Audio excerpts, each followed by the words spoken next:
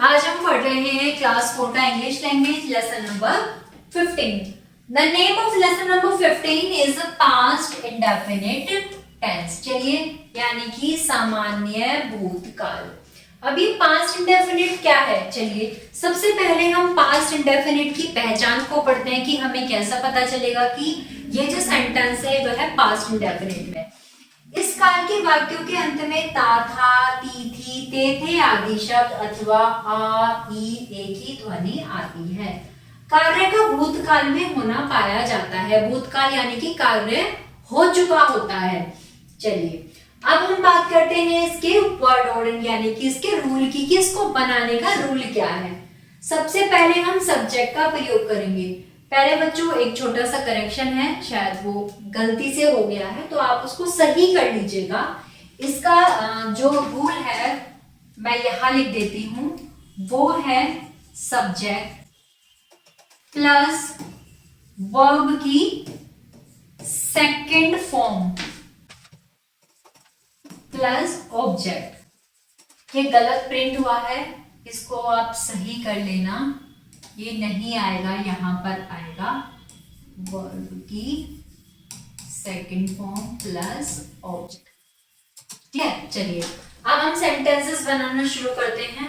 सबसे पहले सेंटेंस दिया गया है, माधुरी कल विद्यालय गई थी। माधुरी वेंट, यानी कि जाना, गो की सेकंड फॉर्म होती है went. went to school yesterday।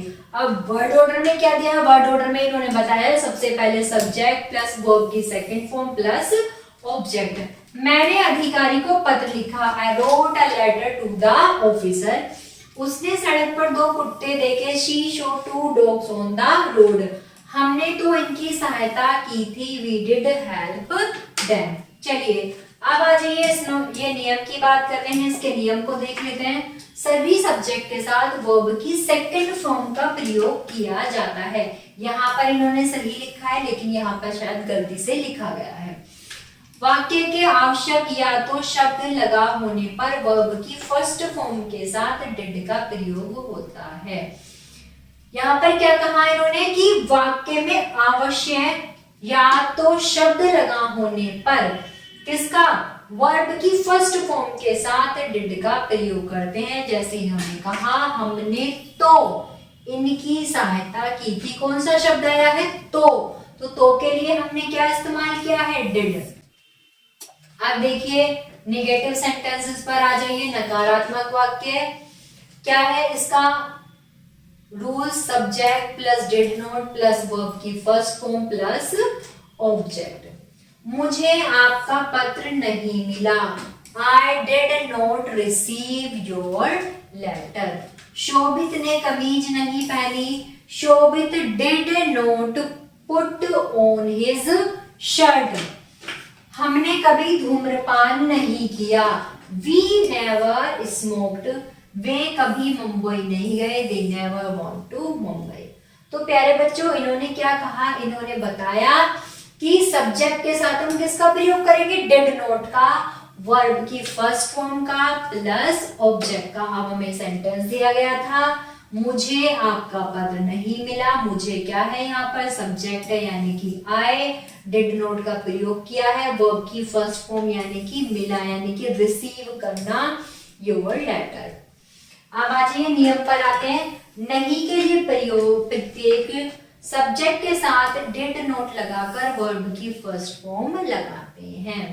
कभी नहीं के लिए सब्जेक्ट के साथ नेवर लगाकर वर्ब की सेकंड फॉर्म लगाते हैं। देखिए यहाँ पर इन्होंने कभी नहीं यानी नेवर के साथ वर्ब की गो यानी कि जाना, जाने की सेकंड फॉर्म होती है वेंट। चलिए, अब आ जाइए इंटरोगेटिव सेंटेंसेस पर। इसका वर्ड ऑर्डर है डिड, सब्जेक्ट प्लस वर्ब की first form plus object. Interrogative यानी कि प्रश्न सूचक वाक्य, जिनमें हमसे प्रश्न पूछा जाएगा। ऐसे वाक्यों में हम डिड का इस्तेमाल पहले करेंगे। क्या तुमने उसको पीटा? Did you beat him? क्या आपने मुझे बुलाया? Did you call me? सुमन को अर्थशास्त्र किसने पढ़ाया? Who taught Suman economic? आप उससे कहाँ मिले थे, where did you meet him.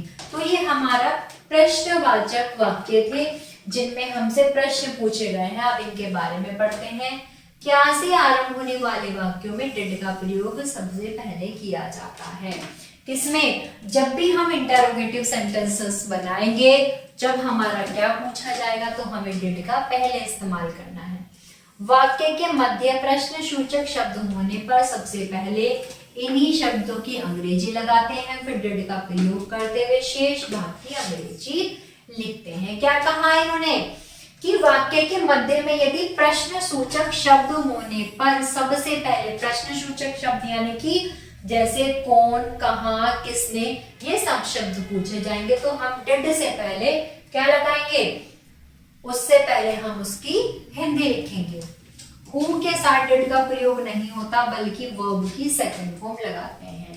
यदि हम कहीं हु का प्रयोग करेंगे तो हम वहां पर किसका इस्तेमाल करेंगे? डिड का प्रयोग नहीं करेंगे, वहां हम केवल वर्ब की सेकंड फॉर्म लगाएंगे। सभी वाक्यों में वर्ब की फर्स्ट फॉर्म का प्रयोग किया जाता है। तो प्यारे बच्चों, ये था हमारा पास्ट इंडेफिनिट टेंस जिसके हमने नेगेटिव और इंटरोगेटिव दोनों को ही पढ़ा है। आशा करती हूँ आप सभी को समझ में आया होगा। कोई भी समस्या है तो आप कमेंट बॉक्स में जरूर लिखिए और वीडियो को लाइक करें। Thank you.